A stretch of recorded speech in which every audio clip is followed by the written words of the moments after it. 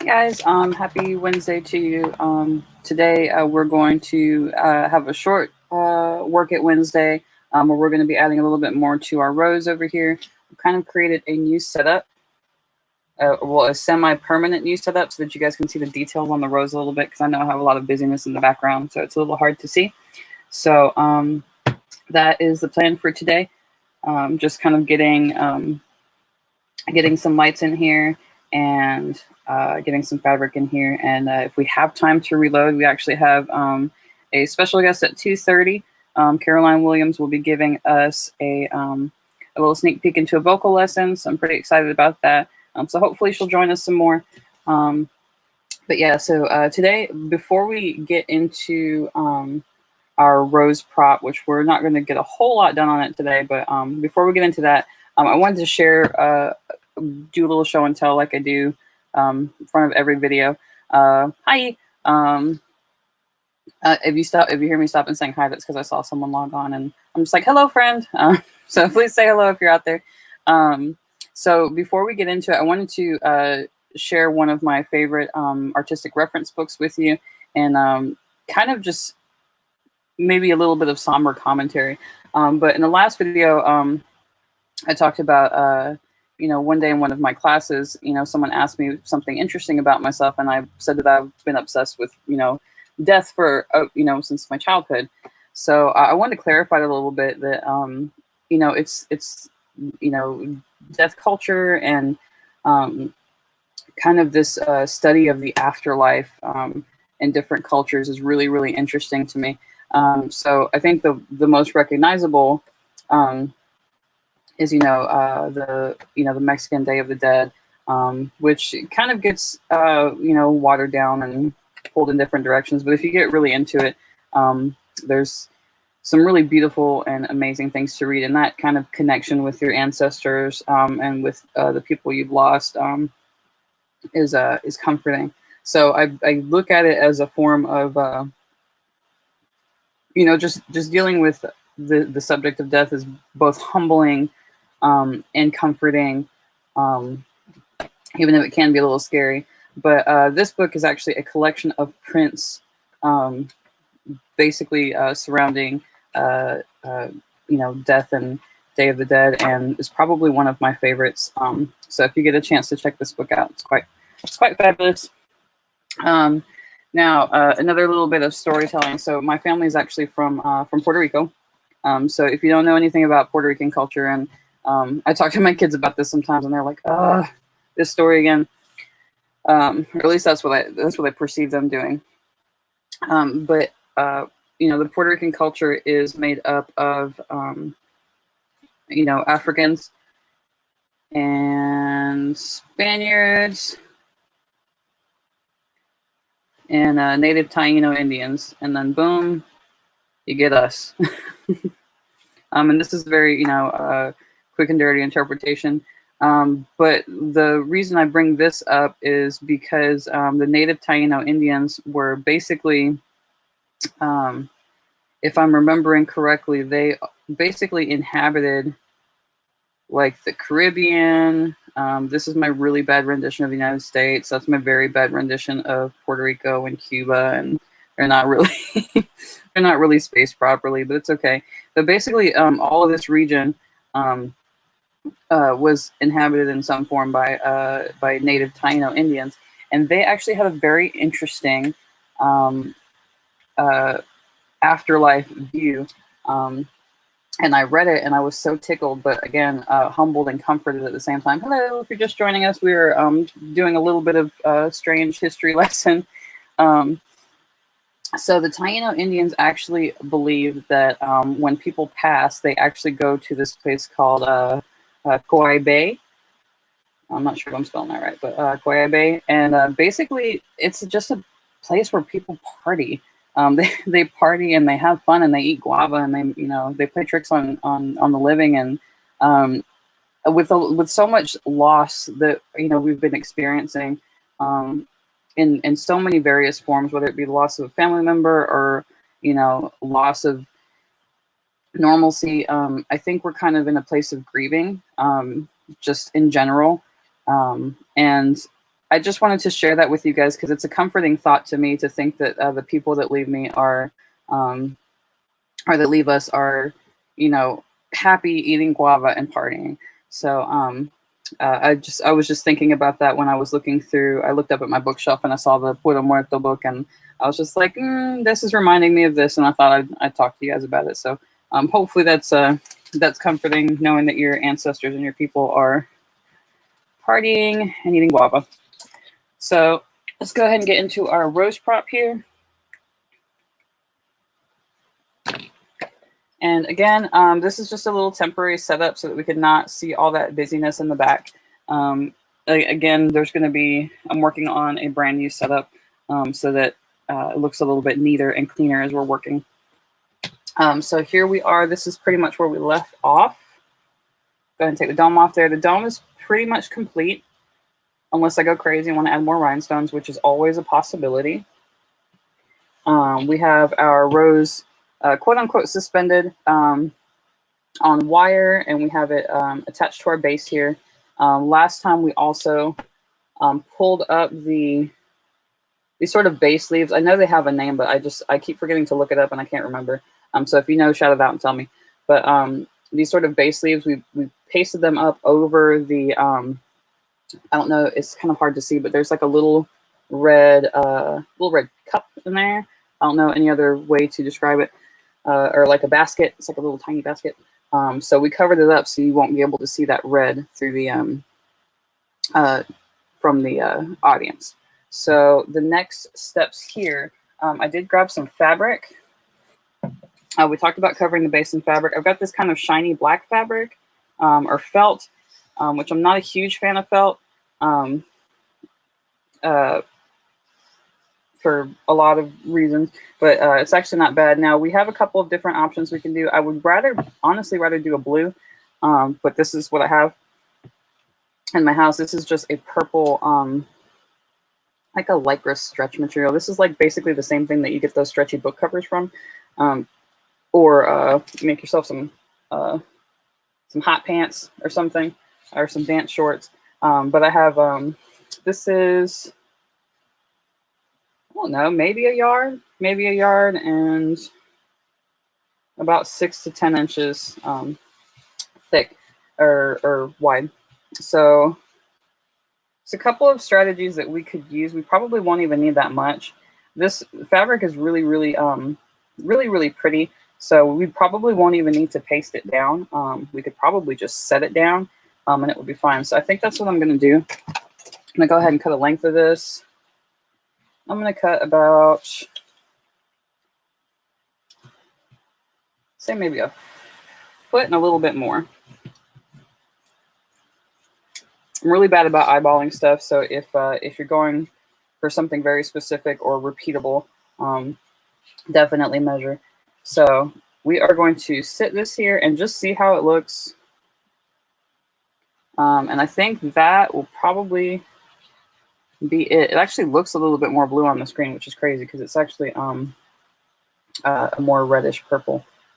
So yeah, we may just be able to set it on there, and that will make it easier when we need to reload. So here's our look so far, and I think I'm digging that purple. It's really pretty. So I think that's the decision we're going to stick to. My original plan was to actually stick it down, but if it will sit and it will sit properly, I think we'll be okay. And then I won't have to use this. So I'm going to put that back, just toss it behind me. So here is another thing that we're going to use. Now these are terribly tangled. So if you find it really satisfying to watch people untangle things, here you go.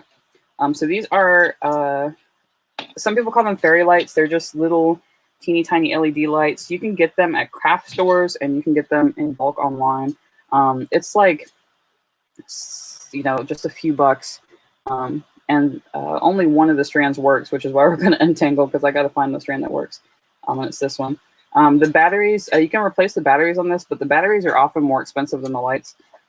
So I don't use these super often, but they do create some really pretty stuff. So we are going to, and they don't get hot either, which I really like. So that's why I like using these instead of like Christmas lights. So we are going to untangle. Now I was hoping for just a strip of white or yellow lights. So if I find those, we'll use these just for demonstration, and then we'll switch them out. All right, trying to find the ends here. You guys just can just watch the sparkle move. If you want to. Now might be a great time to grab a sandwich or a snack, which I will most definitely be doing after this live stream. Let's see here.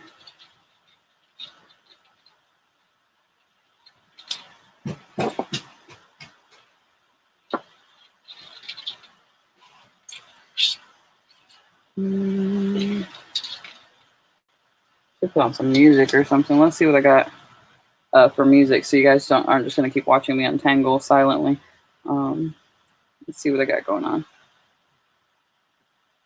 Little classical. Oh, that's nice. This is good untangling music.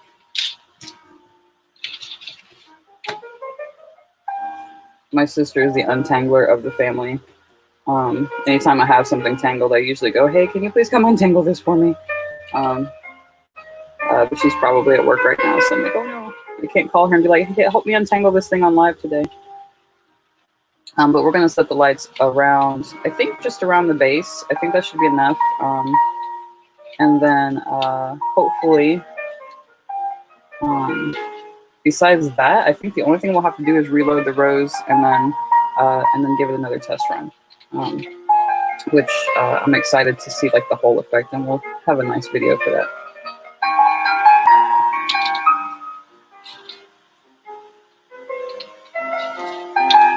I'm not just listening to this stuff to be fancy. This is I like to listen to classical music sometimes. It's very soothing to my brain.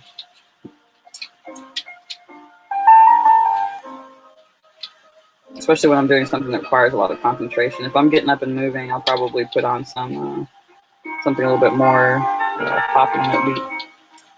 All right, we're making progress.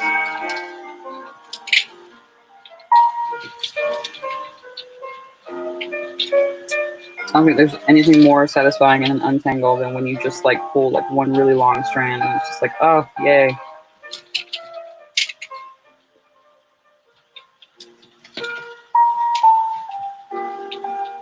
In my classroom, I like to use metaphors for everything. So I feel like sometimes our lives get a little bit tangled, and it's really easy to just get frustrated and rip at things and be upset at them. But if you just, find a nice quiet headspace and get to work and start following the different pathways of all the things that are tangled, it's just like life. Sometimes I feel like we get our lives tangled in knots, or even tangled with other people. And sometimes it's good just to sit back, figure out where the tangles are, and very carefully pull them out. All right. I think we're almost there. I think Mozart really freaking helped. That is Mozart, isn't it? Yeah, that's Mozart. All right, cool. That was a lot faster than I thought it was going to be. So we have our lights untangled now. Oh, and then they started working immediately when I untangled them. Imagine that. So let's see if, so we have a little loose connection here. So these white lights may work. I'll just have to get in there and adjust them a little bit. So it looks like there's just something that got pulled out. Come on, work. Okay. Well, they might have picked it for real this time. So I will open those up and see if I can reconnect them. If not, again, it's not super expensive to replace. Okay, so we have our LEDs. These are still a little tangled. So just for the sake of doing things neatly, I'm going to pull on these a little bit more. Now these, we could use other things as well. We could use like LED strip lights and things like that. I'm sure that I could possibly find a strip that's small enough to fit. But again, these are, this is project pretty much done with stuff I've found around the house and around my classroom. So again, I like to keep things as low maintenance and low budget as possible. And I feel like it also teaches us to take advantage of what we have and be creative. So, okay, we're going to bunch up our fabric. Now, how are we going to get these lights in here? The hole on the bottom probably won't be big enough. Well, it might be big enough for lights and filaments because we've got to hide the pack. What we could do is we can not glue down, but tape down the pack and then wrap. So I think that's what we're going to do. Let me go ahead and grab some tape.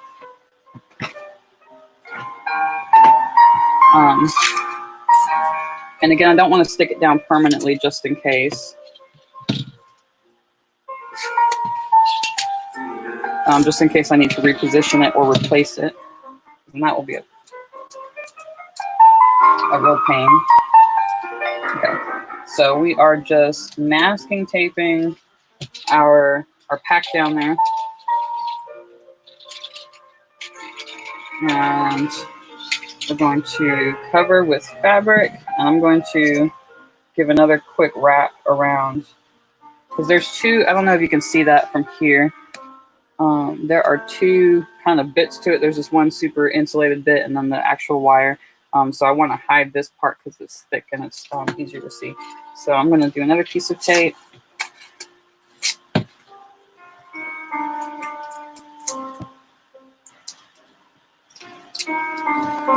and I'm going to circle this around, make sure it's clearing the groove here that the film has to sit in.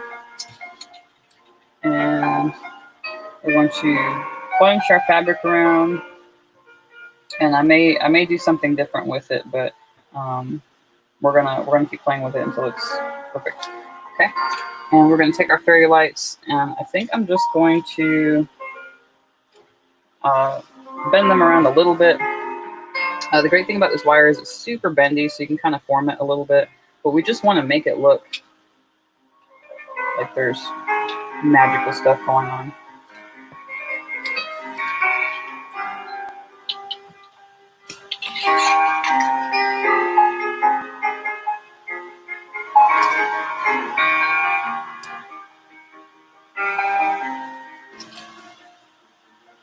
Gather it a little bit.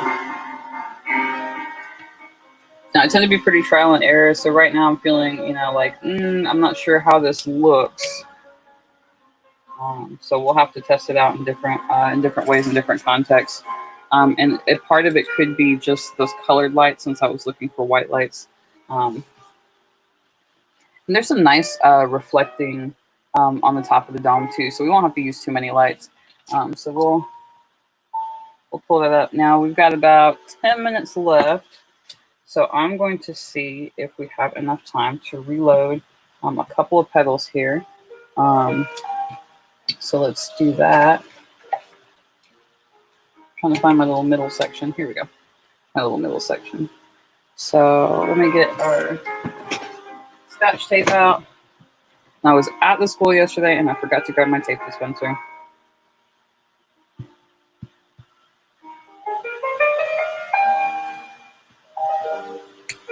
All right, if you're just joining us, we are working a little bit more on a rose prop. We're going to attempt to do a quick reload. We've got about 10 minutes left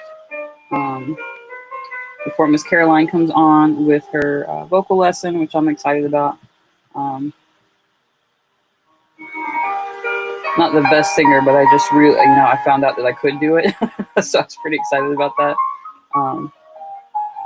Was looking into vocal lessons before everything got weird. Okay.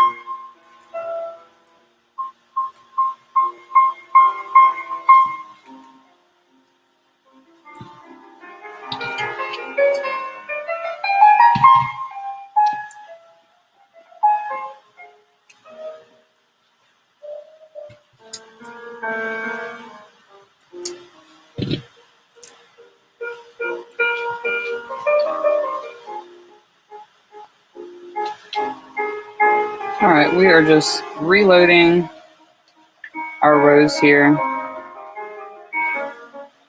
Try to use little pieces of tape. We are very, very gently and carefully taping the monofilament, which is fancy for thin fishing line.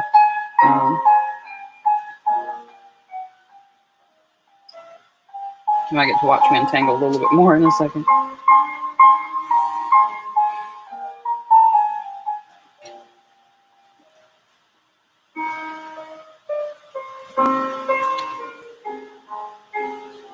We're going to do a few petals here. Do like 4 or 5. I think we've got enough time for that.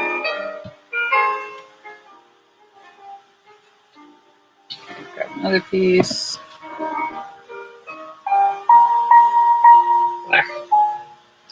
This is like worse than walking into a spider's web. Actually, no, walking into a spider's web is definitely worse.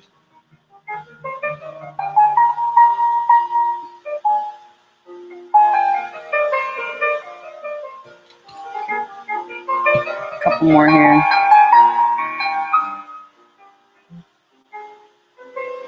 And I feel like we could probably call it done after this.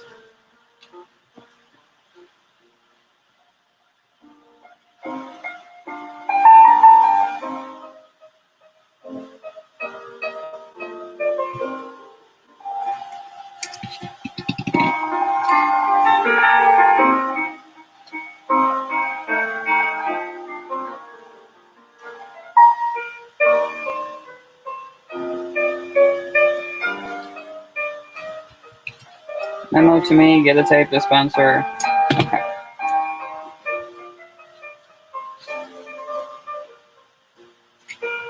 Alright. We'll do our last one here.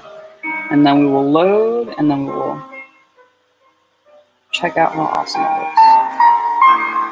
Okay.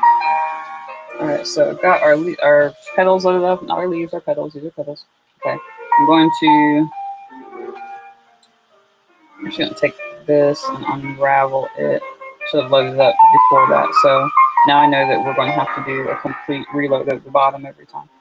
All right, so I'm just pushing that stuff out of the way. I'm going to try to thread it through now.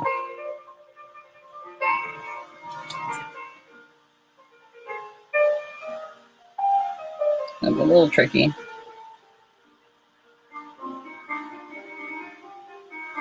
Oh, you can see like my whole face, can't you? I'm sorry.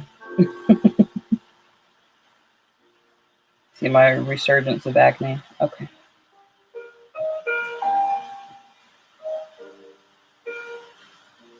I need one of those like those headlamp things.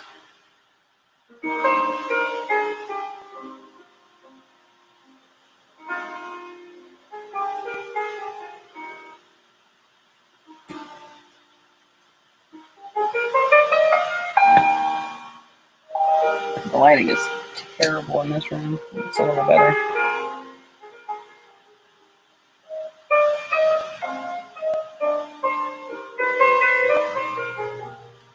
That's how good this stuff is. You really can't see it even when you're up close. Ooh.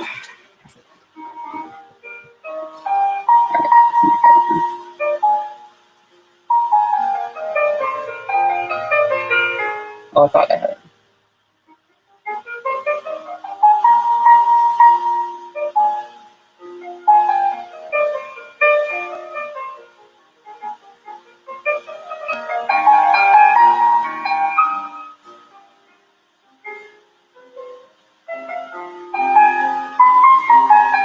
There we go. All right, so we are feeding it through, and it's going to be tricky. So the next step for this, we'll need to go through the script and figure out where the cues need to be at, so we know how many petals that we really need, honestly. And then if we want to add more after that, that's great. Now this is going to go through the bottom of the base, but we don't. We're not going to put it to the bottom of the base right this second, I don't think. But that's the plan. I'm gonna let that one hang to the side a little bit so I can load in the next one.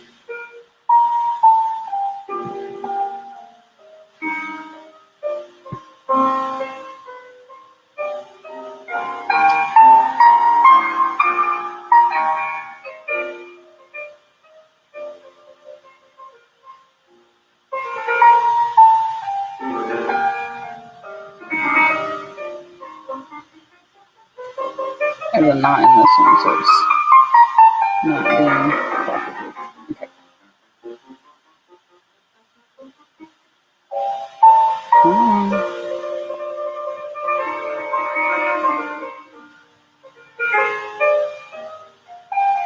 It's like, no, I don't want to. Yes, please. There we go.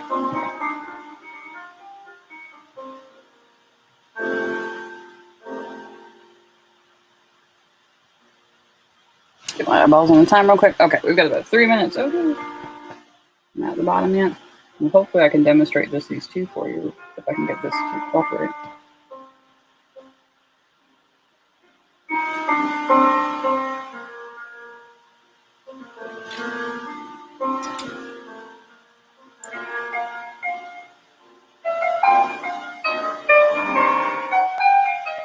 Alright, well that particular one had some knots in it that's they're not cooperating, so we'll just demonstrate the one.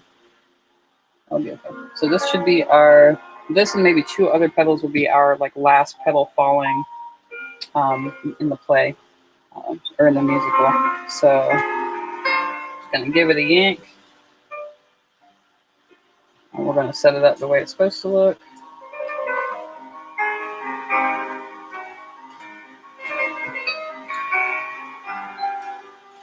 And of course, this filament will be coming from the bottom and attached to a pillar or something like that. So we'll have a means of pulling. But this is pretty much, whoop, that's it. All that loading for 5 seconds. So yeah, so we just loaded it up and tested it, and it's looking good. Every time we pull the monofilament off, the pedals pop right off. So we're in really great shape. So the next thing, of course, I'll probably be posting a video soon of a demonstration of the whole thing.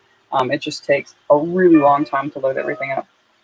So just as a quick review today, we went over a little mini strange history lesson and talked about LED lights and untangling and all that good stuff, and put fabric on here. So we're in the home stretch for our rose prop. But that's it for me today.